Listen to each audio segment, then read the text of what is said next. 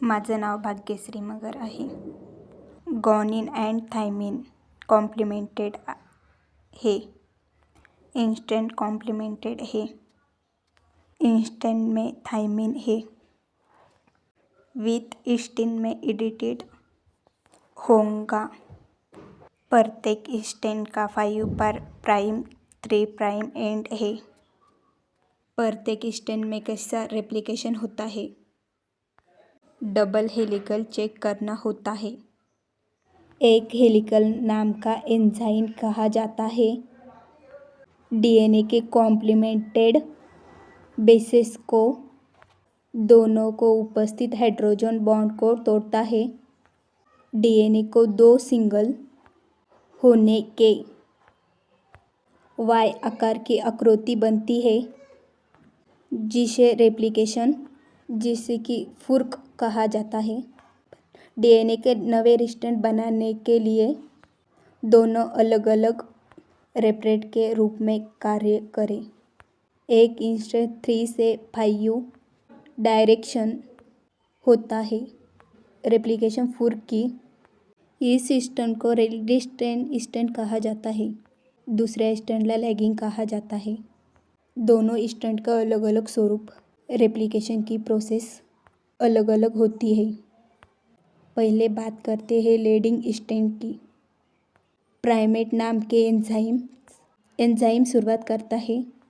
यह enzyme RNA का यह छोटा सा टुकड़ा जिसे प्राइमर कहा जाता है. यह लीडिंग स्टैंड के अंतिम स्ट्रैंड को जोड़ता है. प्राइमर डीएनए के संश्लेषण डीएनए पॉलीमराइज लीडिंग स्ट्रैंड को जोड़ता है. फिर डीएनए के पास के 3 इसे जोड़ कहा जाता है. वह इस तरह के रेप्लिकेशन को कंटिन्यूअस कहा जाता है. अब बात करते हैं लेकिन स्ट्रैंड की कंटिन्यू नहीं बढ़ाता है क्योंकि डिप्रेशन में जाता है. इसलिए डीएनए पॉलीमराइज इस स्ट्रैंड को छोटे छोटे टुकड़े को मतलब बना सकते हैं. इस टुकड़े को ओकाज़की कहा जाता है. प्रत्येक प्राइमर आरएनए के प्राइमर पास से शुरू होता है. डीएनए पॉलीमराइज एंजाइम्स कॉम्प्लिमेंटेड छोटी न्यूक्लियोटाइड्स पास से 3 से जोड़ता है.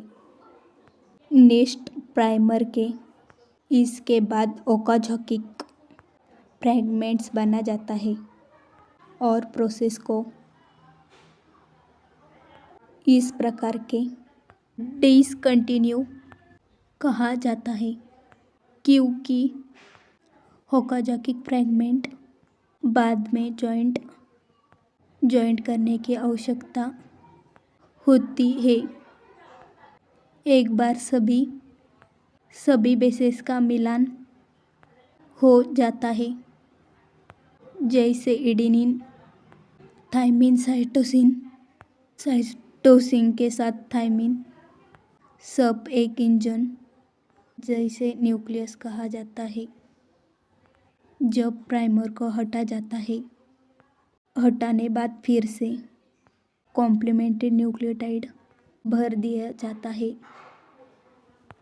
नवीन डीएनए से काही गलती ना हो फिट कहा जाता है. एडेनिन थायमिन गॉनिन और साइटोसिन अनुक्रम को चेक किया जाता है. बाय. व्हिडिओ आवडला असेल तर लाईक. काही समजलं नसेल तर कमेंटमध्ये मी तुम्हाला सगळं काही